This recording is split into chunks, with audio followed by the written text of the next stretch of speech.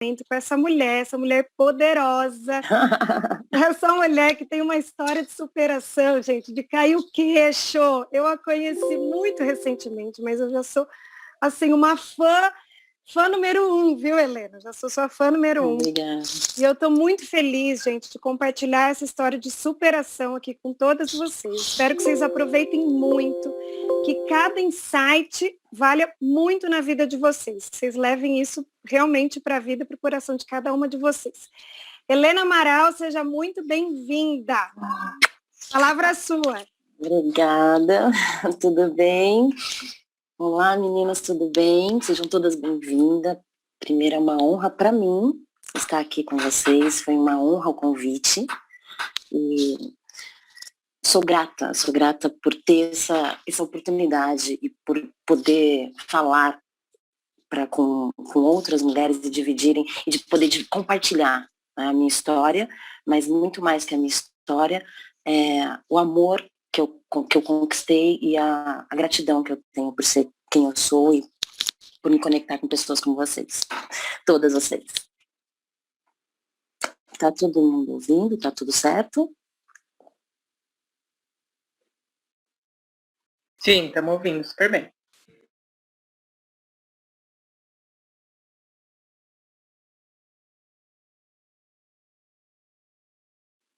Agora cortou, Helena. O microfone fechou. Peraí. Aí, voltou? Agora foi. Então tá. Vou começar primeiro agradecendo a todas. Eu não sei o nome de todo mundo, eu estou acompanhando lá no grupo, mas não conheço todo mundo, então eu sou grata por ter esse presente que a Dani me deu, que a Vanessa me deu. Então, obrigada, meninas. Para quem ainda não me conhece, eu sou Helena Amaral, psicoterapeuta, sexóloga. Hoje, meu trabalho e a minha estrutura de mulher e de carreira e também de vivência, poder inspirar e preparar mulheres para que elas enxerguem e elas resgatem a força individual delas através da própria história. Porque hoje se tem muito, a gente tem muita informação e a gente esquece muitas vezes de aonde está a nossa força, aonde está o nosso amor, onde está o nosso poder, está em nós, na nossa história, nas nossas conquistas. Então eu quero poder compartilhar com vocês a minha história e, de alguma forma, poder inspirar para que cada uma de vocês relembre e se reveja e se acolhe, tá bom? Por onde começar? Gente, eu tô nervosa, faz muito tempo que eu não venho em uma live, tá? Então, hoje eu sou uma mãe, tenho 2 filhos, uma filha de 18 anos, um filho de 6. Tenho uma história de vida, tive uma estrutura meio conturbada, né? Eu passei por uma infância conturbada, acho que a minha irmã tá aí, vai ser a primeira vez também que eu falo com ela presente, então acho que eu tô mais nervosa por isso, tá? Porque a gente só se concretiza quando a gente se vê, e se ver é a chave, né, do ser. Então vamos lá. Desculpa, gente, mana, desculpa, viu? Relaxa que você tá maravilhosa. Vamos lá, que a gente quer ouvir essa história linda. Gente, por onde começar? Minha estrutura emocional e na minha primeira infância foi muito difícil. Eu tive 3 irmãos, né? Somos em 4. Hoje somos em 6, mas na época éramos em 4. Os meus pais foram presos quando eu tinha 4 anos. E então a gente foi tirado de uma estrutura familiar. Meus pais foram presos, nós fomos afastados um do outros, e eu e meus irmãos fomos divididos, como se fôssemos, o que eu posso dizer? Como se fôssemos algo, e não seres. Então, cada um de nós ficou com um familiar, passou por uma vivência, e nós éramos muito unidos. Eu tinha 4, a minha irmã mais velha tinha 5, o meu outro irmão tinha 1 ano e meio, e minha mãe estava grávida naquela época, de 2 meses.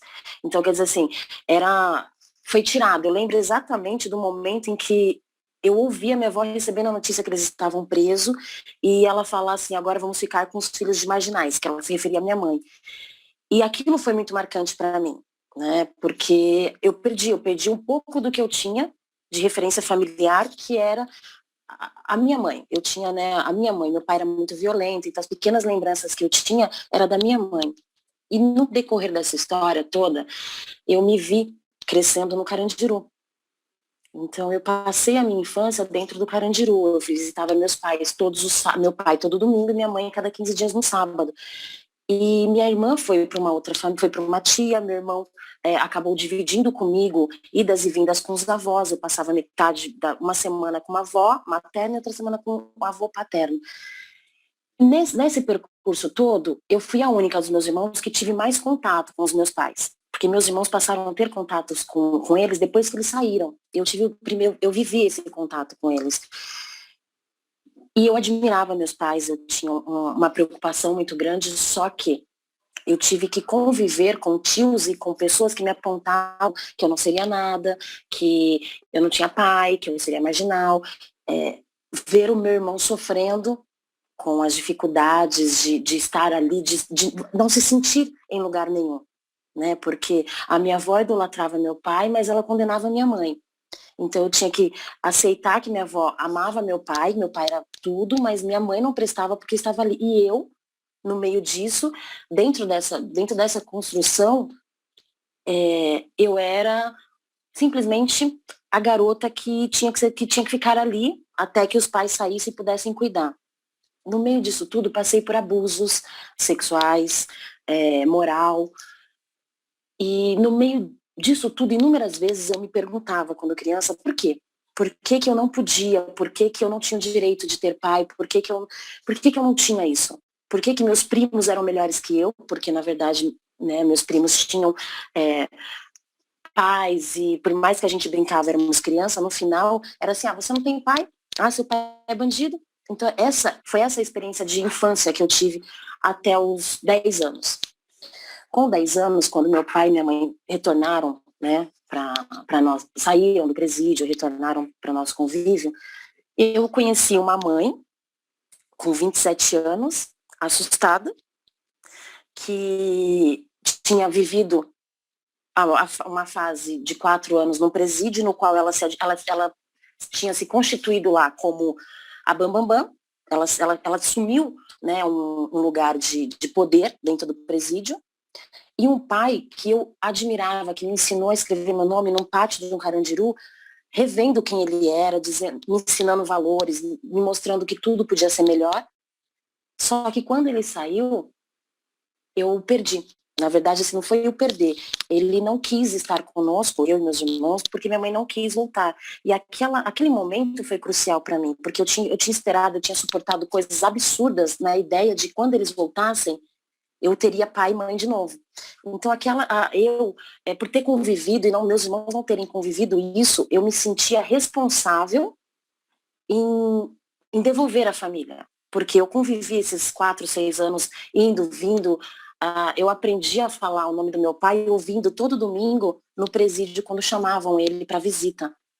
Então, aquela realidade era minha, e não era dos meus irmãos. Meus irmãos tinham desejo de conhecer os pais, e eu tinha os pais que eu tinha conhecido ali, que eu queria proteger. E que inúmeras vezes, quando um tio me abusava, ou quando eu não tinha presente, ou quando eu não tinha o direito de ir e vir, eu pensava, não, mas um dia meu pai vai estar aqui e vai me dar. Não, mas eu tenho que aguentar, porque um dia minha mãe vai me dar. E quando chegou nesse momento, eles não me deram, não da forma que eu esperava. E aí veio a outra parte da dor, que daí veio a questão de que tudo que eu aguentei até os 10 anos não tinha tido validez. Eu tinha passado por violência, eu tinha passado por crítica, eu tinha passado por inúmeras coisas e no final, quem eu era, né? Por que eu não era importante para eles? E aí eu comecei a admirar a minha mãe pelo que eu tinha, porque ela estava ali, ela juntou os 4 irmãos e foi querer criar. Porém, a minha mãe se tornou traficante famosa. E ela trouxe para fora o que ela tinha aprendido e sobrevivido no presídio. E ela me tornou o braço direito dela. Ela me ensinou tudo o que ela sabia. E eu, com 9 para 10 anos, eu admirava, eu via minha mãe forte, eu via quanto o meu avô, né, discriminava, ela queria entrar, ela queria ser socialmente aceita. E eu fui aprendendo, fui vivendo, fui acreditando muito na minha mãe forte, minha mãe guerreira. Só que com isso também vêm as decepções, que foi quando eu tinha 12 anos, mais ou menos, a minha mãe resolveu mudar e ir para 9 de Julho, morávamos em Pirituba, tínhamos essa construção lá, e ela pegou os filhos, se revoltou com meu avô, levou todos nós para 9 de Julho, arrumou um apartamento, colocou lá e a gente, não, agora vamos ter uma família. Eu com 11, minha irmã com 12, um irmão com 7, 8, e um outro que ela já tinha tido na volta para casa com um ano e pouquinho. E ali a minha mãe estava formando uma traficante. Eu estava sendo uma traficante. E eu não sabia que aquilo era algo ruim. Eu só queria ser boa como ela. Eu só queria ser forte como ela. Eu só queria ser. Né? E o meu direito de ser, naquele momento... Vocês estão me ouvindo? Estamos sim. Gente, acho que eu saí. Sumiu sua câmera, Helena. Aí, eu sumi. Estamos ouvindo perfeitamente. E naquele momento, com 12 anos, eu tinha mágoas da minha mãe. Eu tinha mágoas porque eu tinha passado por violência e acho que a violência mais difícil, acho que a que eu culpei ela na violência sexual foi quando um policial, parente, primo da gente, me violentou e ele falava assim, se você contar, eu ponho sua mãe na cadeia de novo. E imagina, uma criança com 9 anos, um policial falando isso e aí eu tive que suportar aquilo tudo. E quando eu fui devolvida para minha casa, para os meus pais, para minha mãe no caso, eu não fui acolhida. Eu ouvi de pessoas que assim, ela deve ter provocado, eu não brincava de boneca, eu não tinha conhecimento. Então, para mim, naquele momento, era assim, eu preciso suportar, eu preciso aguentar, porque minha mãe aguentou, meu pai aguentou.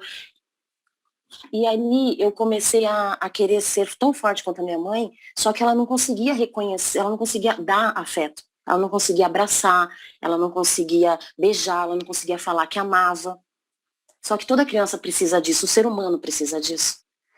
E como que eu chamava a atenção dela sendo boa, sendo inteligente, né? Aprendendo tudo que ela estava me passando. Então minha mãe, ela tinha orgulho de me ensinar a montar sapato para levar para fora, que ela tinha o tráfico de droga internacional, então ela levava, ela coagia, assim, ela induzia pessoas com necessidades a correr esse risco. E minha mãe era muito persuasiva na época e eu admirava aquilo. E eu protegia meus irmãos, não contando, porque por mais que eu não tivesse noção do que era ruim, do que era crime, do que não era, eu sabia que era errado, eu sabia que não podia ser falado, ela me ensinou que não podia ser exposto. E eu fui sendo boa, fui aprendendo e sempre querendo que ela me visse, sempre querendo que ela me abraçasse, sempre querendo que ela quisesse estar comigo, com meus irmãos, que ela... E não, a minha mãe, ela era presente quando ela falava assim, eu quero um cigarro, a gente tinha que levar o cigarro aceso. Eu comecei a fumar com 9 anos de idade. Então, levar o cigarro aceso e um copo com café. Era o momento que ela chamava a gente para estar ali. Então, isso tudo foi me construindo com medo de não merecer amor, com medo de não entender o que era amor. E quando a minha mãe levou nós todos para 9 de Julho, passou um tempo, ela disse que ia viajar, que voltava em 15 dias. E ficou eu, minha irmã, meu irmão e meu outro irmão bebê. Ela ficou quase 10 anos fora, 7 ou 10 anos fora. Ela simplesmente não voltou. E nós ficamos no 9 de Julho. E naquela época eu já estava usando droga, porque uma maneira que eu achei dentro da minha construção foi usar droga, a droga que minha mãe mais abominava, porque ela nunca foi usuária, ela dizia que usuária, que não sei o quê. Eu comecei a usar cocaína para querer chamar a atenção da minha mãe, para querer que ela ficasse com raiva, pelo menos, de mim. Porque alguma coisa a criança precisa sentir daquele adulto, daquele responsável. E ela simplesmente me anulou, me colocou como fraca. E quando ela assumiu, que ela deixou nós todos ali, a minha irmã, ela ainda acreditava muito ela não conhecia esse lado da minha mãe, né? Ela não conhecia a minha mãe, nenhum dos meus irmãos conheciam. E ela ainda ficou um tempo esperando, a gente passou um tempo ali na 9 de julho, dentro de um apartamento. Eu comecei a pegar móveis e trocar por droga. Meus irmãos começaram a ver aquilo. A minha irmã na época tinha uns 13 anos, 14, pegou o meu irmão de 1 ano e meio, voltou para Pirituba, para casa da minha avó, de ônibus, pegou e voltou. O meu irmão na época devia ter uns 7, não sei, entre 7 e 9 anos, eu não tenho certeza das datas, ele ficou comigo. E eu ficava dias usando cocaína. Eu morava de frente com um ponto de tráfico fortíssimo na 9 de julho. E eu vivi daquilo. Eu queria me punir, eu queria sumir, eu queria morrer. Então eu usava cocaína o tempo todo. Até que um belo dia eu voltei de madrugada, depois de ter passado quase, não sei, eu não lembro se 2, 3 dias fora.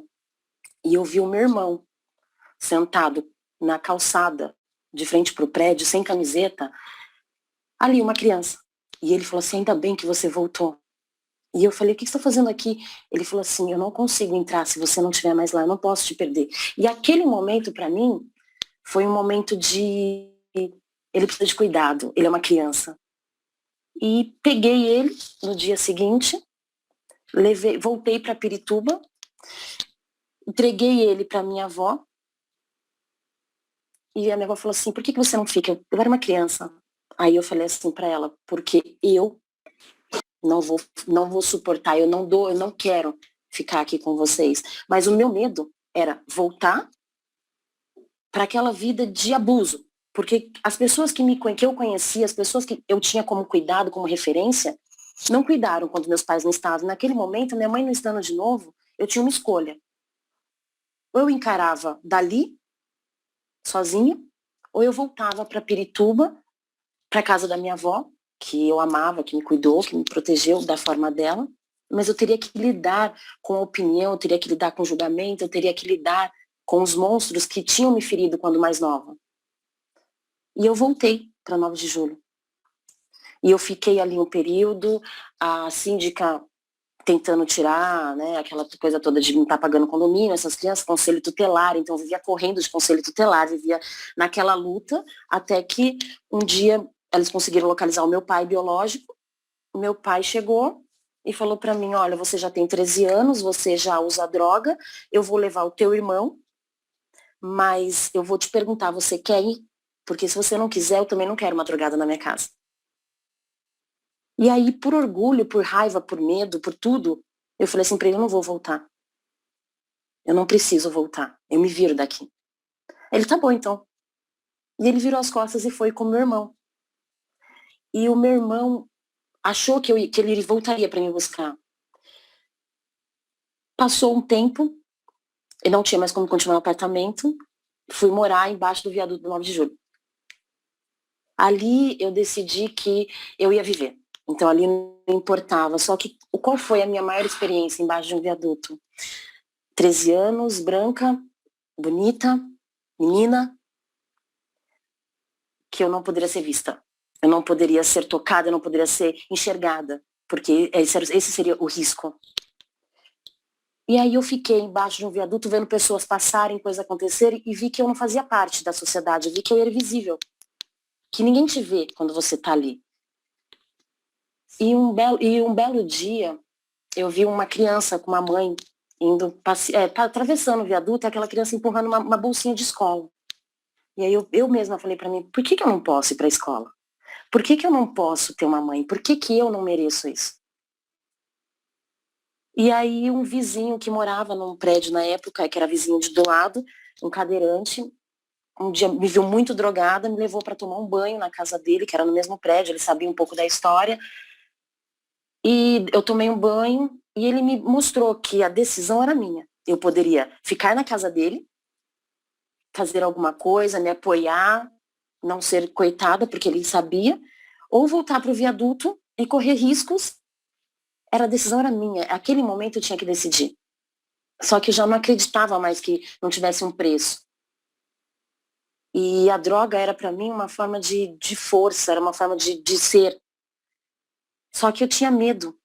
O meu medo maior era não tentar fazer parte da minha história, não tentar ser melhor para mim. E por muitos custos e por muitas coisas, eu fiquei no apartamento, ele não desistiu de mim, eu voltei a me socializar, eu decidi que não dava para ficar ao relento, não dava mais para ter medo, não dava mais para ficar acuada embaixo de um viaduto. Eu fui aprendendo a conviver com os amigos dele, ele foi me ensinando a ler, de fato, porque tudo que eu tinha aprendido na primeira infância era muito traumático. Então eu não tinha validado aquilo. Não era importante. Importante era ser boa como minha mãe. Importante era falar bem. Importante era ser forte. Até que ele, como ele estudava numa faculdade no Ipiranga, ele me levou um dia dentro da faculdade para pegar um trabalho. E eu vi pessoas lendo, eu vi pessoas... eu vi um mundo que eu não conhecia. E aí eu falei para ele, eu também quero estudar. Ele, eu tenho certeza, você vai ser boa. Eu falei, não, mas eu também quero, eu quero estudar, eu quero entrar numa faculdade, eu quero isso. Ele falou assim, então a única forma que eu tenho para te dar é te dar meios. Eu não posso te dar isso, eu posso te dar meios. Até porque ele falou assim, você vai ter que, a partir daqui, começar a dizer que você tem 18 anos e eu sou seu irmão, seu primo. Porque como que eu não posso, você não tem uma família, você não tem... Aí eu fui tirar documento, aí eu fui atrás de ser, né? E ele me matriculou numa escola, ali na Lins, ali no Cambuci, ali no Largo, em São Paulo. E eu entrei na escola, voltei para a escola, fiz supletivo, e a gente morava, aí ele mudou da 9 de julho, porque eu tinha acesso ao tráfico e às drogas muito fácil. E ele falava assim, você pode querer, mas você tem que saber o que é para você, o que vale a pena. E eu não tinha noção das palavras dele, mas ele falava tudo aquilo com tanta convicção, que eu falei assim, eu quero ser. E ele alugou uma kitnet no Ipiranga, como se fosse meu irmão, me colocou lá dentro, ficou acho que um período de 6 meses comigo, eu me matriculei na escola, comecei o supletivo e fui procurar um emprego. Nessa fase de emprego, foi quando eu procurei a minha irmã, procurei minha avó em Pirituba, e a minha irmã trabalhava numa encadernadora na PUC, ali em São Paulo. E o principal motivo de eu querer estudar era eu querer me sentir integrada, me sentir parte de uma sociedade. E com isso, a minha irmã trabalhava lá, eu fui trabalhar na encadernação, na produção com ela, e eu comecei a trabalhar na recepção, ela era gravadora, e a maioria dos nossos amigos da época de infância de Pirituba trabalhavam lá. E um belo dia, com 14, 15 anos, o Charles, que me ajudou nessa época, ele virou para mim e falou assim, olha, agora você trabalha, já está alugado aqui, eu preciso ir embora, e você vai daqui. E eu falei, eu vou daqui para onde? Ele, não sei. Eu não sei, mas você vai daqui. E aí eu queria ter compartilhado isso com a minha irmã na época, mas eu achava que a minha irmã estava melhor, ela já tinha casado, gente. Minha irmã tinha casado com 12 anos de idade, com 13 anos de idade. Ela já tinha casado, ela morava ali. Eu não queria mais depender de uma família, eu não queria ter família, eu queria ser sozinha, eu não queria acreditar que era possível isso para mim. E a única certeza que eu tinha é que eu não teria filho. E então, fiquei nesse apartamento, na kitnet, dividi aluguel com uma amiga, ficamos lá, eu trabalhava, estudava à noite e assim seguia a minha vida. Porém, eu quis me enturmar na escola, eu quis fazer parte de um grupo da escola, um grupo mais aberto, não sei o quê, e aí eu fui falar alguma coisa no grupo, eu lembro que uma menina falou assim pra mim, você nem beija na boca, por que você quer falar de sexo? E aí eu falei, então agora eu vou falar de sexo. Porque eu me vestia muito masculina, né, de forma masculina. Era uma defesa que eu tinha de não ser bonita, de não ser mulher, não ser frágil. E aí eu resolvi transar com um rapaz que estudava lá, mais velho, tava fazendo não lembro direito, algum tipo de cursinho, alguma coisa na escola. E fui no posto, procurei um médico, falei que eu queria fazer sexo, ele me passou um anticoncepcional, tudo. Tomei por 45 dias e fui transar. Foi uma experiência horrível. horrível para mim, como mulher, como pessoa. E eu jurei que isso não iria acontecer de novo. Passou-se 2 meses, eu subindo pro trabalho, comecei a passar mal. Eu estava grávida. 14 para 15 anos eu estava grávida. Em 14 ou 15. E aquilo para mim foi difícil. Porque eu falei, o que eu vou fazer com uma criança? Só que ao mesmo tempo, para mim foi assim, mas eu posso ser uma boa mãe, eu posso ser melhor para ela. Eu posso ensinar, eu posso dar amor, eu posso. E aí eu fui contar pro pai do meu filho, da minha filha, e ele virou para mim e falou assim, olha, eu não quero filho, não foi isso, não é meu, e não sei o quê. Eu falei assim pra ele, mas eu quero. Ele falou assim, então você vai ser mãe sozinho. Quando ele falou aquilo, gente, eu acho incrível, porque eu não tive medo. Eu tinha certeza que a minha filha tinha, aquele bebê tinha vindo para dar sentido. Eu tinha certeza que eu ia ser uma mãe foda, uma mãe boa. E eu, com 15 anos, sem ter, morando de kitnet com uma amiga, fui ser mãe. Passei uma gravidez incrível. E quando minha filha estava para nascer, com quase 8 meses, a minha amiga falou assim, Helena, não vai dar, porque o bebê chora, porque isso, porque aquilo, não vai dar para você continuar aqui, não sei o quê. Ela estudava comigo na época. Eu me desesperei. Mas ao mesmo tempo que eu me desesperei, alguém me falava, tudo bem, vamos resolver. E é o que eu penso até hoje, ok. Eu choro, eu grito, mas depois, como eu faço para resolver? Como que eu faço para ir além? E eu fui para a escola. Eu fui para a escola, eu conversando com uma amiga da minha sala, e eu disse para ela, eu falei assim, eu não sei o que fazer. Ela, mas o que tá acontecendo? Eu falei assim, eu tô praticamente dormindo no bingo, porque na época eu tinha um bingo ali no Largo do Cambuci e eu ficava lá até amanhecer, porque era seguro, porque se eu ficasse ali tinha segurança, ali era aberto, então eu passava a noite ali. E aí de manhã eu ia para casa, tomava banho e subia para trabalhar, depois voltava daí para a escola e voltava para lá, eram assim as minhas noites. Só que ali eu conheci muita gente também. Então eu não via o perigo, eu não tinha medo do perigo, eu tinha medo do ser humano. Eu tinha medo das pessoas me julgarem, eu tinha medo das pessoas me apontarem, né, o dedo. E na escola aconteceu isso, porque eu fui a primeira a engravidar. Então, eu passei uma gravidez inteira na escola. Minha filha nasceu em janeiro, então eu passei a gravidez inteira na escola. E ali foi muito difícil, mas ao mesmo tempo que foi difícil quando as pessoas me julgavam, era muito mais fácil quando a minha filha mexia na minha barriga, era muito mais fácil quando eu percebia, acompanhava que existia alguém, eu me sentia assim, agora eu não sou mais sozinha, agora tem alguém. E fui.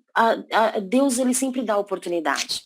E eu acho que a qualidade que eu tive, a dádiva, ou então o dom que eu tinha era de rever por quê? Por que que eu tinha aquele medo? Por que que eu tinha que tomar uma decisão? Eu era muito arredia, eu era muito agressiva nas palavras e no contato. Mas eu observava tudo. E aí eu via as pessoas da escola que iam para casa, que o pai brigava, que não sei o quê, mas que tinha alguém. Então, nesse percurso, eu falava, eu também vou ter. Eu também vou ter casa, eu também vou chamar a atenção da minha filha, do meu filho, que na época eu achava que era um menino. Eu também vou ter. E eu tinha essa certeza dentro de mim. Porque eu não me importava mais com o que os outros pensavam, eu me importava no que eu ia ser para minha filha. Daquele momento em diante, eu só queria saber o que eu ia fazer por ela, o que eu ia dar para ela, como que eu ia conseguir fazer por ela. E fiquei ali. Uma amiga minha da escola me convidou para morar na casa dela. A irmã dela precisava de alguém para cuidar dos filhos, e então, em troca, quando meu bebê nascesse, ela comprava fralda, roupa, e eu ia, né, ali. Então eu fiz. Eu primeiro fiquei numa casa que estava para demolir, e fiquei ali eu fui vivendo. Passando esse período, minha filha nasceu, eu tive medo, porque era difícil você ter uma barriga e outra coisa um bebê. Pessoas tiveram que ir lá falar que eram meu parente para eu sair do hospital com ela. Eu resolvi voltar para Pirituba, resolvi pedir ajuda para minha avó, pedir um direcionamento. Só que eu não conseguia encarar minha família. Eu não conseguia. A minha irmã, ela teve um filho junto comigo. Ela teve um filho, o filho dela nasceu no dia, a minha filha nasceu dia 25 de janeiro, e o filho dela, o meu sobrinho, nasceu dia 24, a diferença deles é 5 minutos. Só que ela morava, ela tinha um marido, ela tinha cunhada, ela tinha sogra, ela tinha ambiente familiar, ela tinha raízes, ela tinha vínculo. E eu não tinha, eu só tinha Eloá, só tinha minha filha. E as pessoas perguntavam, cadê o pai? E eu não tinha foto, eu não tinha. Eu liguei pro pai da minha filha quando eu estava no hospital, e ele disse que estava indo. Ele passou 18 anos, hoje minha filha tem 18. E aquele medo de não ter uma família, de não ser, como que era a palavra que eu colocava, que eu não tinha capacidade de formar uma família, aquele medo de não ser aceita, de não ter um marido, de não ter vó, não ter primo, não ter papagaio, me fazia ser mais forte. Porque eu falava assim, eu não tenho isso, mas eu posso ter tudo. Eu não tenho isso, mas eu posso ter tudo outro que eu quiser. Tudo, ninguém vai me impedir de ter nada. Isso eu já não tive esse direito, mas o resto eu vou ter. E eu fui conquistando, nunca deixei de trabalhar. Minha avó me ajudou muito quando minha filha nasceu, me ajudou muito. Ela virou para mim e falou assim, eu falei para ela, vó, eu sei que a senhora me criou, eu sei que a senhora não tinha obrigação, e a senhora não tem obrigação de criar minha filha, mas eu preciso que ela fique em algum lugar para eu trabalhar. Minha filha com 2 meses foi para a escolinha, minha avó levava ela na escolinha, a minha irmã ali, na casa dela do lado, e eu fui ser mãe. E a minha avó falava assim, você é muito bagunçada, você sempre foi muito teimosa, você sempre foi muito encrenqueira, você sempre aprontou mais, mas como você cuida da Eloá? E eu falei assim, vó, eu cuido. Com aquele desejo de ser cuidada, então eu cuidava. Passou um período, uma tia, uma prima minha, que também me criou na época que eu ficava pra lá e pra cá, com os familiares, apareceu e falou, não, porque eu vou te ajudar. Ela era uma família mais estruturada financeiramente, do âmbito familiar que eu tinha ali em Pirituba. E ela, não, porque eu amo você, você é minha filha, você é isso, porque eu nunca vou me arrepender de deixar você embora, não sei o quê, não sei o quê. Eu vou cuidar de você, vou cuidar da Eloá. Eu aceitei, eu quis. Eu falei, não, ela me ama como mãe. E fui. Gente, foi assim, a fase mais complicada. Eu fui humilhada, eu acho que eu passei por todas as outras violências que eu não tinha aguentado, eu não tinha visto ainda. Lembrar o porquê que eu tinha ido embora da casa dela, lembrar que ela tentou me alfabetizar enquanto eu vomitava a comida e ela fazia engolir de novo, de ver o ódio dela, porque o meu primo, o marido dela, me tratava como criança e ela tinha inveja, ela tinha raiva. Então tudo aquilo me fazia mal, porque eu quis levar minha filha para lá com a certeza de que a minha filha teria uma chance de ter uma família. Só que aquela família que eu queria ter era dolorida, porque eu era condenada por ser filha de fulano, por ser aquilo, eu não era vista como uma mulher ou como uma criança, né? Porque eu ainda era uma criança. E fui ficando. E continuei trabalhando, ela ficava com a Elô, dizendo que amava minha filha, que era neta dela, e que não sei o quê, porque ela me tinha como filha. Me apresentou a melhor amiga dela, que ela chamava de Amor, que ela tinha essa amiga desde a época do colégio, e era uma advogada, uma pessoa super inteligente, não sei o quê, ponderada, no sentido de buscar, né, de ser merecedora, de ter passado. E eu admirava. E ela começou a comprar leite para ajudar a cuidar da minha filha, começou a demonstrar carinho, preocupação. E ela dava tanta coisa para minha filha que eu falava, nossa, ela me ama. Né? Eles estão me ensinando a ser mãe. E assim, leite, comida, roupa, eu não precisava me preocupar, eu precisava trabalhar, mas a minha filha tá bem. E aquilo foi me fortalecendo, muito, muito. Até que, por um período, nesse momento, eu resolvi voltar para Campo Grande, eu resolvi procurar, minha mãe biológica teve contato comigo, eu fui para outro estado. E eu acreditei, minha mãe me convenceu de que lá eu ia ficar bem, ela me convenceu de que lá ela ia me ajudar, eu ia criar minha filha, não sei o que, não sei o que. Eu queria que minha mãe tivesse contato com minha filha, eu queria que minha mãe conhecesse a minha filha, eu queria uma avó para minha filha, eu queria uma mãe para mim. Então eu fui. Peguei minha filha com 2 aninhos, fui. Só que chegou lá, a minha mãe, ela queria ser vó. E ela queria ser minha mãe. Só que ela também já estava envolvida demais no que ela se garantiu como pessoa, como ser humano. E eu sempre falava que eu nunca iria para a porta de cadeia e eu nunca iria deixar minha filha, né, ter a única referência ser alguém assim. Não, porque eu não queria aquela vida para mim. Eu não merecia. Só que muita coisa aconteceu e eu me vi numa porta de um presídio, amando uma pessoa, perdendo a minha filha, sendo levada para um presídio, ameaçada de entregar pessoas. E ali eu tomei a decisão de ligar para a madrinha da minha filha e falar para ela levar a Elô, porque eu tinha na cabeça que eu perderia a minha filha a partir dali. E a minha filha, né, a madrinha da minha filha foi, pegou minha filha, e eu achei que ela tava sendo fiel, achei que ela tava sendo, sabe, eu confiei que ela ia vir pegar minha filha, ia levar para lá, e ia cuidar, até que eu resolvesse, até que eu me organizasse, até que eu esclarecesse que eu não estava cometendo crime nenhum, que eu tinha um relacionamento com uma pessoa, e minha mãe era, mas eu não tinha esse envolvimento. E contei tudo para ela, abri meu coração, ela veio, pegou minha filha, levou, falou para mim, ó, você tem que assinar um termo aqui que você tá autorizando eu levar a Elô, porque ela é bebê e tal. Eu falei, tá bom, amor, tá bom, tá claro. Aí ela, ó, só que você também tem que assinar dizendo que eu posso colocar ela no meu convênio e tal. Ok. E dali eu fiquei. Me agarrei a trabalhar. Eu não sabia como demonstrar amor. Mas eu sempre amei minha mãe, eu sempre amei meus irmãos. Só que eu não sabia externar isso, eu não sabia como externar isso. E no meio disso tudo, eu conheci meu ex-marido e ele tinha uma vida completamente contrária da minha. Eu estava com 18, ele estava com 19, ele tinha mãe, ele tinha avó, ele tinha prima, ele tinha irmão, ele tinha papagaio, ele tinha tudo. Tudo que eu queria ter também. Tudo que eu queria dar para minha filha. E aí e ele era apaixonado por mim. Ele era de Campinas e ele estava lá no Mato Grosso do Sul, morando com a irmã. E aí eu falei, eu quero poder dar isso para minha filha. Eu quero ter isso.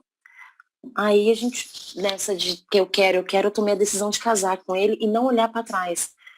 De deixar a minha mãe, de deixar a história que eu tinha constituído ali e me agarrar na oportunidade que meu ex-marido estava me dando. Porque ele lembrava o dia do aniversário da minha filha, ele simplesmente falou assim, olha, é o que eu tenho para te dar. E eu falei assim, mas eu não te amo. Ele falou, mas eu te amo por nós dois, a gente vai ter uma família linda. Eu tinha 18, ele 19. E eu fui. E a gente resolveu casar, morar lá, constituir família, casa, até que eu fui contar para a madrinha da minha filha. Aí eu descobri a verdade. Eu descobri que a madrinha da minha filha tinha entrado na justiça, pedindo a guarda e a destituição do pátrio poder, alegando que eu tinha dado a minha filha para ela desde quando nasceu e que eu tinha ido embora e ela estava ali pelo meio legal. E quando meu ex-marido falava que era estranho ela ter feito isso por mim, era estranho ela estar cuidando da minha filha por nada, só de graça, eu falava, não, eu devo a vida da minha filha para ela. Eu amo amor, ela tá cuidando da minha filha. Eu falava com a minha filha por e-mail, né? Eu falei, não, por telefone. Ela, não, já tem 2 anos que ela tá fazendo isso e meu ex-marido tá errado, tá errado, tá errado. E aí, num belo Natal, eu vim para Campinas, passei o Natal e o Ano Novo aqui, depois eu ia levar a minha filha, ia voltar para lá, porque eu ia casar, né? Ia voltar para lá e minha filha ia voltar comigo. Gente, cheguei aqui, fui bem recebida pela família do meu ex-marido, já tinha um belo contato. Peguei minha filha, tá tudo certo, tá bom. Fui para lá, vim para cá, para Campinas, passei Natal, Ano Novo. No dia 1º de janeiro, a madrinha da minha filha, que ela era madrinha, a madrinha da minha filha me liga para falar que eu tinha que, se eu podia me despedir, levar a Elô pra lá dar tchau e tal. Eu fui, devendo, eu grata por ela ter feito o que eu não sabia fazer. E aí eu descobri que existia o processo. Eu saí da casa dela numa escolta, fui parar numa delegacia e tive que encarar um processo e uma briga judicial para reconquistar a guarda da minha filha. Enfim, isso tudo foi muito pesado. Mas aí, ainda assim, me impulsionou a falar, poxa, mas peraí, eu nunca dei a minha filha. E a minha avó, naquele momento, ficou do meu lado o tempo todo. E ali, mais uma vez, eu pensei, eu posso ser mãe. Eu quero ser mãe. Por que eles não deixam? Por que eu não tenho o direito de ser mãe? E foram 5 anos de processo. Eu pedi para o meu ex-marido ficar comigo para eu provar para o juiz que eu tinha uma família. Só que eu acreditei que eu acreditei que a família dele era perfeita para mim, eu acreditei que tudo aquilo era preciso, e suportei muita coisa. Por mais que eu estudasse, eu não me via. Eu estudava porque eu precisava ser forte. Vocês estão me ouvindo? Helena, estamos te ouvindo, mas deixa eu aproveitar que você deu uma... Aí, agora voltou. Deixa eu aproveitar para... a família do meu ex-marido, eu era grata por eles terem, né, me dado a chance de ter uma Helena, família. você está me ouvindo? Eu achava o amor do meu ex-marido incondicional. Aquilo era amor, ele me amava. E aí, briguei na justiça, recuperei a guarda da minha filha depois de 5 anos.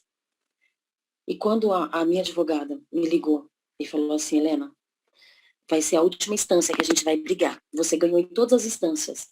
Porém, se você perder agora, vai para Brasília e aí talvez você não consiga mais, né? Não consiga mais a guarda, vai ter que ter uma briga muito maior, tal. Eu sentei no portão da calçada da minha casa e falei, Deus, se eu não for uma boa mãe para minha filha, se eu não tiver a capacidade de dar para minha filha a chance dela ser, se tudo que eu acredito...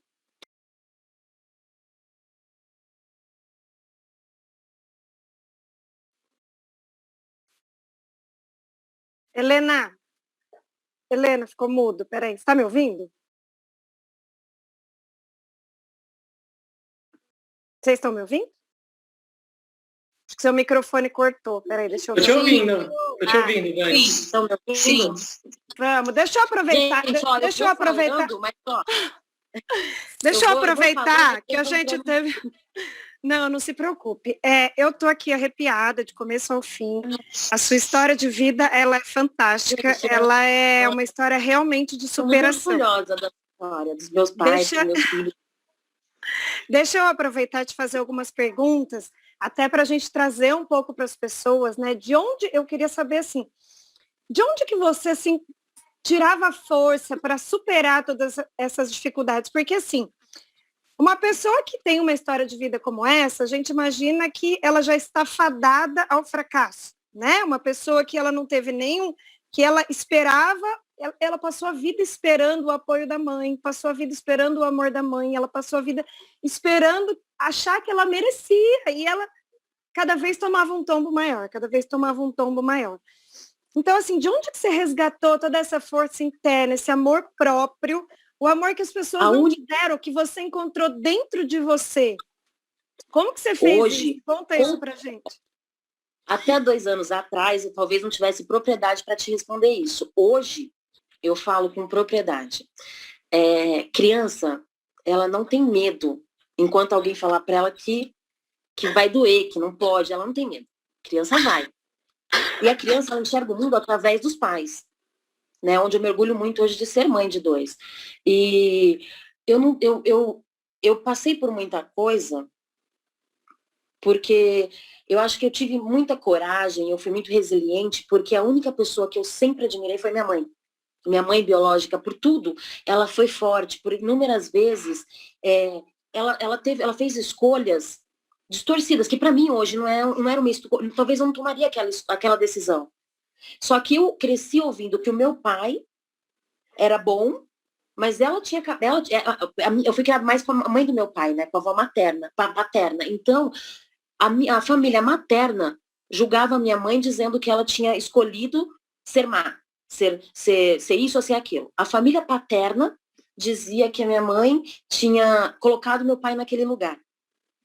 E aí toda criança precisa de uma referência. Né? A gente precisa. Só que no meio de tudo isso, ela estava viva. Ela estava ali. E quando ela saiu, que ela teve que lidar com 4 filhos, rejeição familiar, e ela tinha 27 anos. naquela época. E eu conheci a força dela. Eu não sabia que ela estava, de alguma forma, da forma dela, dando amor. Mas ela era, para mim, uma pessoa muito forte. Então, eu tinha na minha cabeça assim, se eu falhar, eu não vou ser boa. Então, eu não podia falhar comigo. Eu não tinha coragem de ter família, eu não tinha coragem de ter outras pessoas, porque eu queria ser boa para mim. Então, se eu criasse vínculos, eu me sentia incapaz pelo outro. Mas eu tinha obrigação de ser forte. Eu tinha obrigação de me cuidar. Eu tinha obrigação, eu tinha que ser. Até hoje eu tenho uma resistência muito forte com a dor. Mas hoje, eu me permiti muito mais conhecer ao amor, viver e validar isso em mim. E foi o que eu fiz quando eu me casei. Eu me casei muito clara que eu não amava, que eu não tinha. Só que o amor do meu ex-marido por mim era assim, eu te amo incondicionalmente. Sabe aquela coisa que você fala, nossa, é até estranho. E era Pois tudo é, aquilo que você precisa, que você esperou sentir a vida inteira, né? Alguém te pois amando, é. alguém se Foram entregando por dois você. que me amavam incondicionalmente, e ele tinha muito isso, ele me via muito forte, só que aí é que tá. Eu não me amava, eu achava que eu devia para ele, porque ele me deu uma família, ele me deu uma oportunidade de saber o que era família. Foi a irmã dele que eu vi que sentava com a minha sobrinha para ir para a escola, foi a mãe dele que eu vi que chorava quando um filho ficava doente, foi a família do meu ex-marido que me ensinou que Natal, Ano Novo, foi lindo, isso eles me deram. Mas eu me abri para aceitar isso, eu me permiti querer isso. Só que depois de um tempo, eu fui percebendo a toxicidade daquele relacionamento. Porque eu também não podia trabalhar, eu também não podia validar, eu não tinha capacidade para isso. E toda vez que a gente brigava, ele me levava para aquele lugar que tá vendo, você é tudo isso aqui, ó. Mas, ó, graças a Deus que eu te amo. A Rita mandou a sexóloga lá. Que eu tinha. Mas eu não consigo baixar. Acho que tinha algum microfone aberto. Deixa eu te perguntar mais uma coisa, Helena. Só para eu entender se eu estou no caminho certo, né? Então, assim, primeiro você esperava que alguém tinha que te amar. Você encontrou alguém que te amava incondicionalmente. E depois você entendeu que não era bem aquilo que você precisava, que o amor que você precisava estava dentro de você, né? Ai, peraí que seu microfone... Calma aí, que fechou de novo esse microfone. Aí, foi. Não foi ainda não. Vê se você consegue ativar seu som. Voltou? Aí, voltou. Então, casar com 18 anos,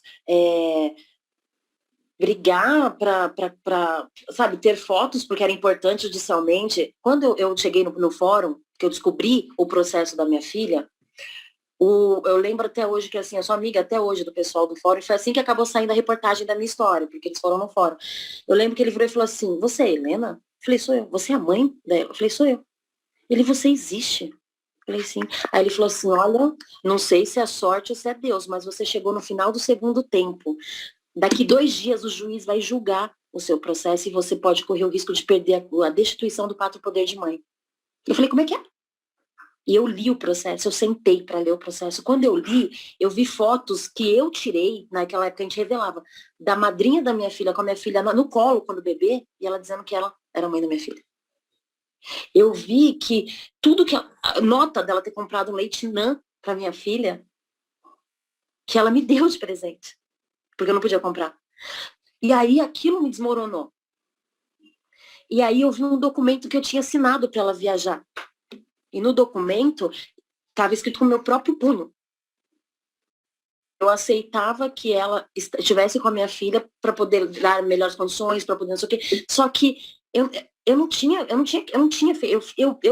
eu falei. E aí o meu plano era, porra, se ela tivesse me pedido para criar minha filha, talvez eu nunca teria tirado dela.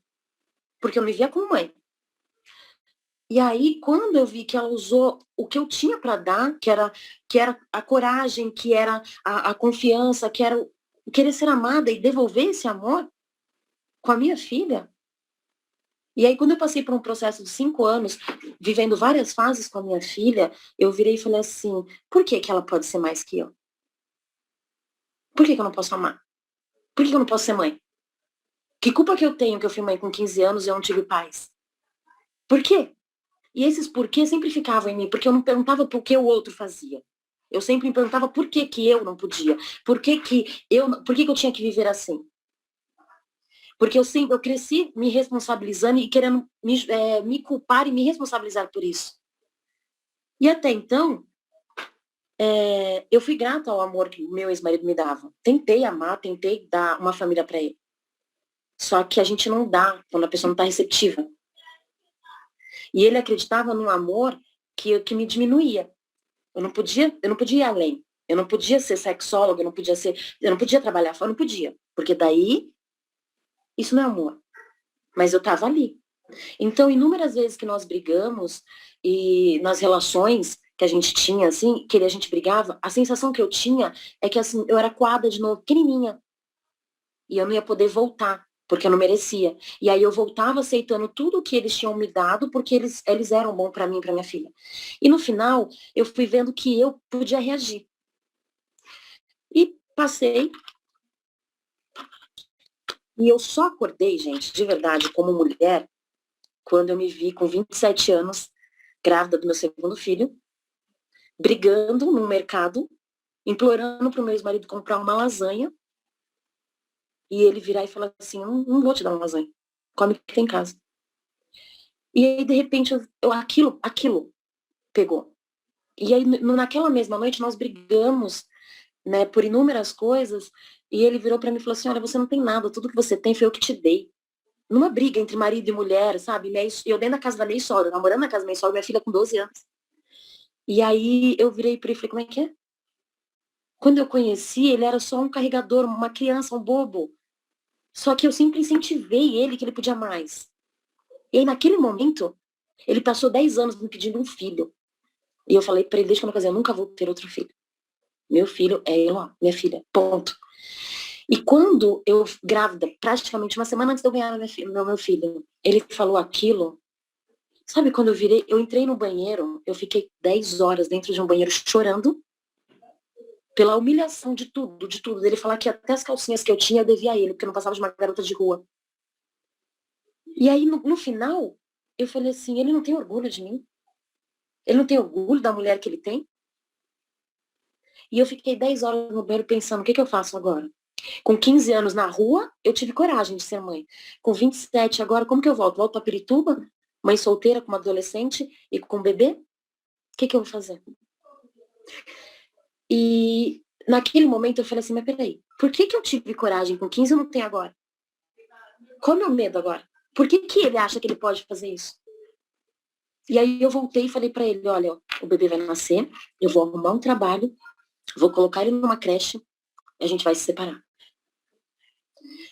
E inúmeras vezes, gente, eu não me separei dele porque eu achava que minha filha não podia, eu ia passar fome, eu não ia conseguir, minha filha merecia aquela família, eu não podia tirar isso dela. Mas eu falava dela, eu não falava de mim, eu não olhava para mim. Eu não olhava para mim. Quem precisava de fato era eu.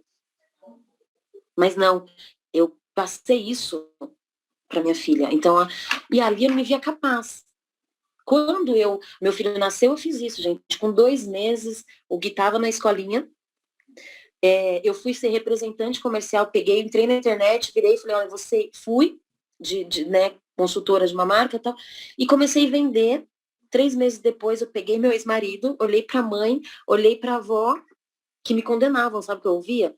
O Gui não precisa ir para a escola, não precisa passar por isso. Você está fazendo isso porque você é orgulhosa. A gente tem eu de vó, tem tia, o pai dele dá tudo para ele. Por que você quer fazer isso? Só que eu sabia aonde eu estava ferida. E eu sabia o preço que ia custar isso. E eu tive coragem. Eu tive coragem que eu não tive com uma filha, mas eu tive coragem que eu tive com o segundo filho. Só que eu nunca esqueço a fala que eu tive quando o Gui nasceu. No hospital, quando meu filho nasceu, eu olhei pro meu filho, dei no colo do pai dele e falei assim, toma, não te devo mais nada.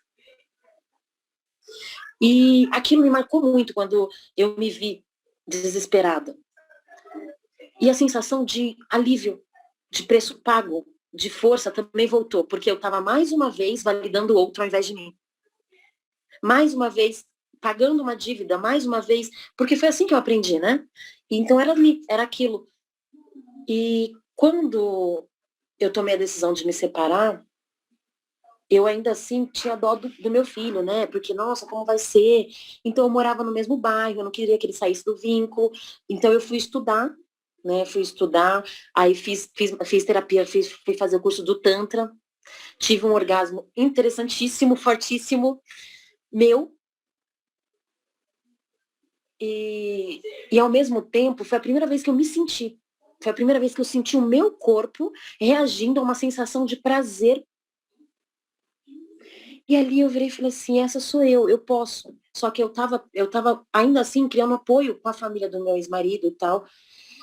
Só que, gente, a verdade, a gente tem que criar, a gente cria uma verdade e a gente põe nossa força lá dentro e a gente não quer ver mais se o outro tá fazendo ou não tá fazendo. A gente quer que alguém resgata isso e nos devolva.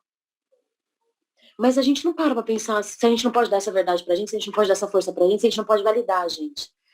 E aí, com isso, eu conheci um amigo que é psicanalista, que me mostrou um curso de sexologia, e que era uma certeza que eu já tinha. E ele falou, não, combina muito com você, e a vida vai trazendo pessoas, situações. E toda vez que eu escolhia tomar uma decisão, eu falava, tá bom, então é isso aqui, eu tenho que achar uma solução. E eu tomava uma decisão. Pessoas, situações aconteciam. Mas enquanto eu ficava ali esperando que alguém fizesse aquilo por mim, e que foi a família do meu ex-marido e meu ex-marido, não aconteceu. E com isso eu deixei o meu filho pequeno na responsabilidade do pai, da avó, da tia, de todo mundo. E aí eu fui estudar, minha filha passou no Cutuca, era um orgulho, e aí eu fui estudar, fui trabalhar, e fui me formando, fui estudando. Só que daí, o que a sexologia me trouxe? Ouvir, acolher, perceber que todo mundo sofre, ver que as pessoas reagem ao que ela foi ensinada, ao que ela acreditava, e que a minha verdade não era absoluta. Eu sofri. Tive pais que tomaram decisões diferentes, não tive a melhor infância. O que era melhor? Eu tinha uma filha, eu tinha um filho, eu estava com uma outra profissão, mas aí eu me apeguei à parte teórica do Freud, dos estudos, da psicanálise, eu fui me aprofundando e fui entendendo que nós, seres humanos, nós precisamos de histórias para nos inspirar, mas a gente não é acostumado a ouvir que somos capazes, que temos isso, que é nosso, principalmente mulher. Eu falo muito mulher porque eu sou mãe. A gente dá vida, a gente chora no banheiro, embaixo do chuveiro, e volta pro marido e fala que vai estar tudo bem, vai dar tudo certo. A gente nem sabe se vai. Mas a gente faz isso, é natural. A gente incentiva um filho, a gente incentiva um parceiro, a gente faz isso porque a gente sabe que ele precisa. Só que a gente não se faz isso. E aí eu tive a oportunidade, daí fizeram essa matéria, eu fui montar um spa voltado para mulheres, um sonho super interessante, super lindo, era o que eu queria. E aí a vida me deu uma a última não sei se vai ser a última, mas foi uma alavancada pior, assim, que foi eu ter que lidar que meus filhos estavam vivendo o que eu achei, que eu jurei que eles nunca viveriam. Abusos e etc, etc. Aí eu falei, oi? Como é que é? Eu falei, eu especializada nessa área, que cuido de pessoas? Como assim? Meu filho tem 5 anos. E aí, minha amiga, galera, a gente se revê de novo. E aí eu fui perceber que em toda a minha história, o meu maior medo era ter autoconsciência e ser mãe. O meu maior medo era assumir a responsabilidade da minha vida. Inclusive fazer live. Era estar, né? Esse era o meu medo. E por isso que a vida estava sempre me trazendo situações que batiam de frente com o que eu não enfrentava. E com que eu dava muito amor para a pessoa, incentivava muito o outro, mas não a mim. Eu queria que alguém pegasse e fizesse isso por mim. E no final, a outra pessoa dependia dessa minha crença e alimentava os meus medos, as minhas dores, porque era isso. E eu tive que entender que a família dos meus filhos era eu, 2 gatos e um cachorro, e ponto. E era dali que eles iam ser, porque eu poderia ser. Só que ali ainda eu dei a chance do pai, da família, de defenderem, de irem atrás, de defender aquela criança. E quando eu vi que pessoas adultas são cruéis, como foram comigo, e se eu não me posicionasse ali, se eu não fizesse alguma ação, teriam reações, e eu não ia dar conta de reações por eu não ter agido. Meus filhos não iam passar, assim como eu não concordo que nenhuma criança passe, mas a criança, ela vê o mundo através do adulto. E assumi uma maternidade sozinha, assumi uma família sozinha, e comecei a pensar por que meus filhos não conheciam meus pais, meus irmãos. Por que eles não conheciam? Por que a família deles era uma família que eu inventei? Porque eu dei a família do meu ex-marido para eles, e eu não vi os defeitos, eu não vi os erros, porque eu acreditava numa família margarina. Mas cadê a minha?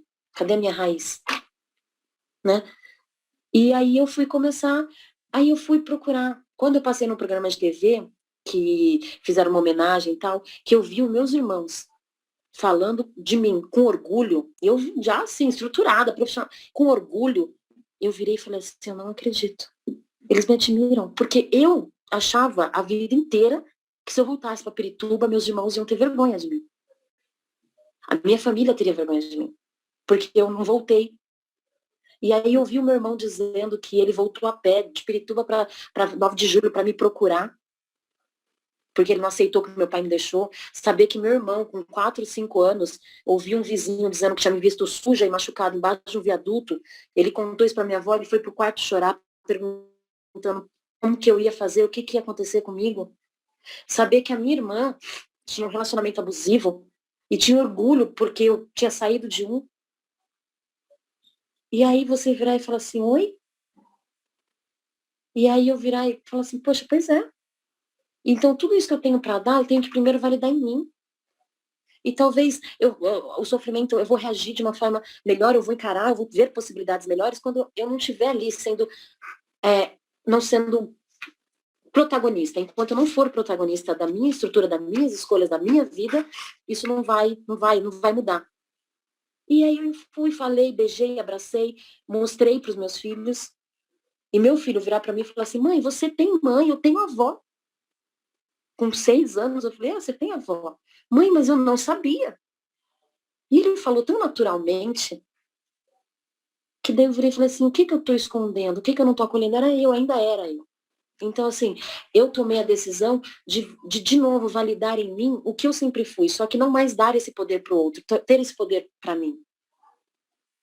E usar toda a minha experiência não para convencer ninguém, mas para mostrar também, você também vai, você também faz, para acolher. Porque muitas e muitas vezes as minhas amigas, que me conhecem mais pessoais, foram meu colo, sabe? Foram meu amparo. As mulheres que eu tenho de amigas na minha vida são mulheres que eu admiro, que têm lutas, que têm família, que corre, que batalha, que não sei o quê. E aí eu falava assim, poxa, isso é amor, mas o que eu sinto, o que eu dou também é amor. E o amor é o que você tem para dar, mas você tem que saber o que você tem que saber o seu potencial. E com isso eu fui buscando mais e mais, e hoje sou feliz, sou realizada com meus filhos, com a minha casa, com um novo rumo de carreira, e com o objetivo claro de poder defender vários Henrys que existem no mundo. Não porque eu sou mãe, mas porque aquela criança, ela vai ver o mundo, os meus filhos vão encarar, eles vão ter sofrimento, meus filhos passam por frustrações, me dói ter uma filha de 18 anos que toma decisões, que eu sei que ela vai quebrar a cara. Só que daí eu viro e falo assim, mas eu tô aqui, ela vai quebrar, vai, mas se ela tem coragem de ir, se ela tem coragem de compartilhar uma dor dela comigo, se ela tem coragem de fazer, então tá certo, tá tudo bem. Você cumpriu bem o seu papel, né? Comigo estou cumprindo, e como mãe ainda é difícil. Exatamente. Mas, Helena, deixa eu só te interromper. Deixa eu só te interromper, porque a gente está com o tempo esgotando aqui. Eu queria pegar alguns insights de tudo que você falou. Em primeiro lugar, assim, eu não tenho como deixar de te parabenizar. É uma história de muita superação, muita superação. E aí eu quero pegar o gancho daquilo que a gente queria passar de mensagem hoje para todas as mulheres que estão aqui nos ouvindo. Né? Gente, não repara se tiver uma criançada gritando aqui atrás, porque trabalhar de casa é isso. Em primeiro lugar, assim, gente, deixa eu contar um pouquinho, juro que eu vou ser muito rápida, assim, mas vou passar um pouquinho a minha experiência de vida, da minha vida. Eu sempre fui uma mulher insegura, que sempre esperou que o outro, que no caso o meu marido, que o outro trouxesse algo que talvez eu descobri há muito pouco tempo que está dentro de mim, né? Então eu passei uma vida esperando o meu marido me valorizar, ou não que ele não valorizasse, nada disso, mas ele reconhecer algumas coisas que eram importantes para mim e que talvez para ele não fosse, ou a forma dele reconhecer a outra. E a gente espera muito do outro, a gente espera do outro, a gente espera do outro, a gente passa a vida esperando do outro. E aí, assim, quando eu entrei na Junessa, até por isso que eu falo, gente, isso mudou muito em mim, algo mudou na minha vida, porque eu comecei a entender que eu era capaz, que eu merecia e que eu posso, a minha força está dentro de mim e que, assim, o meu reconhecimento também tem que vir de mim. E é isso que eu estou entendendo que, assim, foi algo que virou a sua chave. Você buscar uma força que estava dentro de você. Você passou uma vida esperando que viesse dos outros e estava tudo aí dentro. A força sempre esteve. E essa validação que às vezes a gente espera que o outro faça sobre nós, ela tem que vir de dentro da gente. Ela tem que vir de dentro da gente. E para isso a gente tem que estar bem. A gente tem que gostar da gente, a gente tem que olhar para o espelho e estar satisfeita. Então você tem que ter autoestima elevada, você tem que se cuidar. Por quê? Porque a nossa força está aqui dentro, está dentro da gente, não no outro. A gente passa, às vezes, uma vida esperando o outro valorizar e o outro validar as coisas que a gente está esperando, mas está aqui dentro, está dentro da gente. E aí o que eu queria passar, falo que hoje a missão que eu tenho, eu acho que é muito parecida com a sua, quando você contou para a gente, que é de trazer, levar essa mensagem para muitas e muitas mulheres, que eu sei que a maioria das mulheres, elas passam esperando, por isso que a gente quis trazer isso no mês do amor, que é um mês que a pessoa passa esperando encontrar outra pessoa, passa esperando o outro, passa esperando ver que o outro reconheça, sendo que, gente, o amor está dentro da gente, está dentro da gente. E Deus, ele vai abrindo quantas portas que Deus te abriu e você foi enxergando e buscando e entendendo os insights que a vida te dava. Então, acho que é essa mensagem que a gente quer mostrar para vocês hoje, gente. Peguem as oportunidades que a vida dá, porque a força de vocês está aí dentro. Obstáculos. Olha o que essa mulher teve de obstáculo na vida. Ela tinha muito mais chance para se vitimizar e para reclamar e para não andar para frente do que ela tinha muito mais chances de empacar a vida dela e não dar nada para os filhos dela e não conseguir dar uma realidade nova para a vida dela e dos filhos dela. Mas não. Ela encontrou, ela superou o obstáculo, ela conseguiu passar por cima. Deus com certeza colocou muitas pessoas boas, pelo que eu entendi, ao longo da sua vida, e você soube aproveitar. Você soube aproveitar, porque gente, Deus coloca as oportunidades na vida de todo mundo, não é exclusividade de ninguém, não é.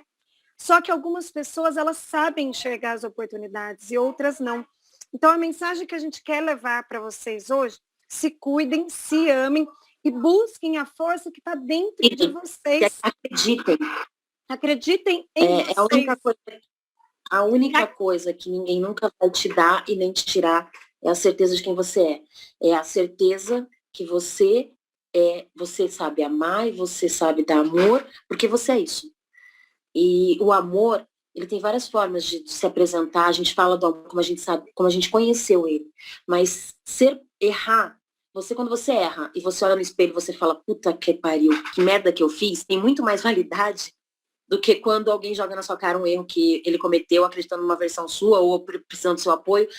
É assim, gente, o meu maior orgulho de ser quem eu sou, Helena Amaral, e é que assim, eu amo, eu dou amor do meu jeito, eu falo amor com propriedade, mas assim, eu admiro a força de toda mulher, toda história. Todo mundo acha a sua força quando revê a sua própria história. Que daí quando você olha para trás, que você fala assim, peraí, eu tô aqui agora, mas como que eu cheguei? Aí você vai achar o fio da meada. Porque você suportou, você amou, você doou, você fez tudo por alguém a mais do que está fazendo por você. E agora, se você fizer tudo isso por você, tudo tá empacado, tudo que não tá tendo resposta, muda. Porque você é referência por ser quem você é. A sua força existe porque ela tá em você. Alguém vai incentivar, alguém vai validar, mas você precisa acreditar nisso. Então, se acolhe, se perdoa, se permita, se arrisque e aceite o que vier, mas não segure. Aceite, tire, sabe, reveja, vê o que isso serve para você, aonde você vai, onde você quiser, você faz o que você quiser da sua vida. Sempre. Maravilhosa. Só para a gente encerrar, gente, peraí que a mulherada ainda tá aqui me chamando. 2 minutinhos mais, Helena, porque eu já estou sendo muito requisitada aqui no celular, estou tendo que buscar o que o povo está querendo ouvir, né? Para a gente fechar, você fala sobre o Tantra, né? Você trabalha com isso. Eu queria que você passasse uma dica, assim, do que é o seu trabalho, até para elas conhecerem, até para você mostrar o que você faz, mas em 2 minutinhos. Fala um pouquinho sobre o Tantra. Só que, assim, o que a mulherada precisa entender, que elas precisam ter autoconhecimento do corpo delas, sem procurar agradar o outro, simplesmente para elas trazerem o próprio agrado. Igual você falou quando você contou, né? Nossa, quando eu senti aquilo, gente, parecia que foi surreal. É para elas, é para a gente. Não é para passar a vida agradando o outro, não é isso. A gente quer trazer para vocês uma coisa totalmente, uma mudança na visão mesmo, né?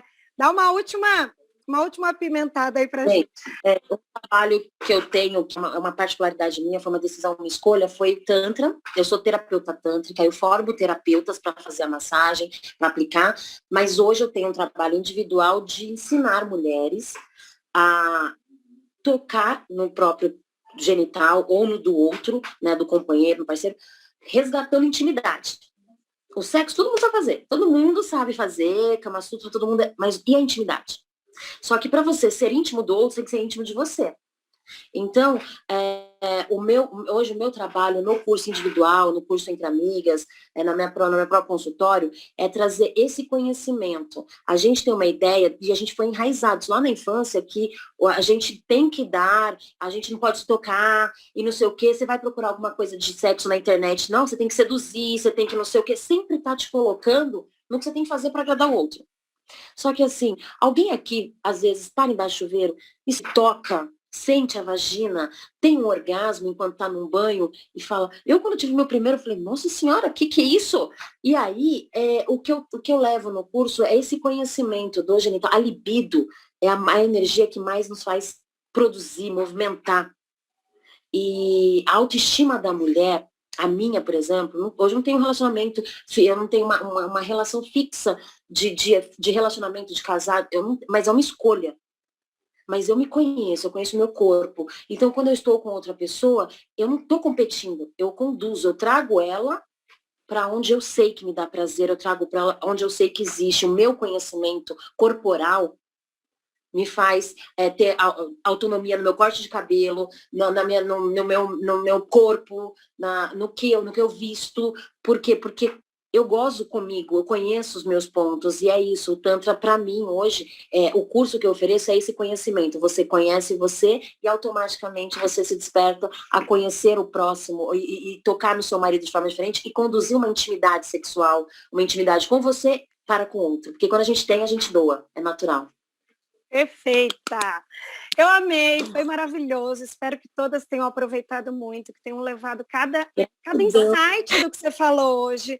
Porque assim, eu passei o tempo inteiro arrepiada, eu queria ouvir mais, acho que eu ficaria aqui 2 horas te ouvindo. Pena que a gente não tem todo esse tempo, né? Mas, gente, eu sou grata pela oportunidade.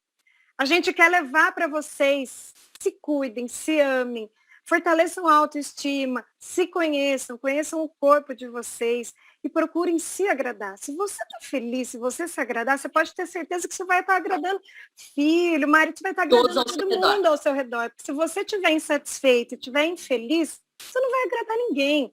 Essa é a realidade. Eu descobri isso comigo mesma. Eu passei a vida tentando agradar os outros, depois eu falei, gente, o primeiro eu preciso... É aquela história do avião, né? Primeiro você põe a máscara de oxigênio em você para depois pôr no outro. É isso. Primeiro lugar é você que tem que estar. Isso não é egoísmo. Isso não é egoísmo. Não é egoísmo, exatamente. É para você poder cuidar de alguém, você tem que estar bem cuidada. E aí agora, gente, vamos lá para o nosso grupo de WhatsApp. A gente tem mais 1h30. Vamos para lá, a gente vai levar muita coisa boa para vocês. Espero que vocês tenham gostado. Foi muito bom, eu amei conhecer melhor essa história, foi muito bom estar aqui com todos vocês. Obrigada. Fala cheia até o final. Vamos lá que a gente vai mandar muita coisa boa para a mulherada que está precisando se empoderar aí. E é isso, né? Falando de empoderamento feminino, gente, está tudo dentro da gente. Está tudo dentro da gente. Não espera ninguém para validar isso em vocês. Está dentro de vocês.